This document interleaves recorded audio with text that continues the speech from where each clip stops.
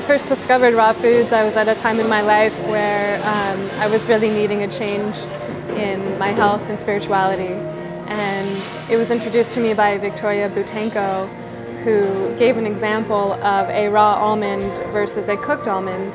And if you put those two almonds in the ground and wait 10 years, the raw almond will begin to sprout and flourish and create a tree and sprout new almonds.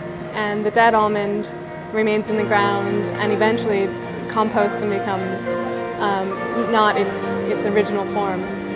So that picture was really profound for me, and I decided at that point that I wanted to be the almond that sprouts and grows and creates more almonds and nourishes other things in the world.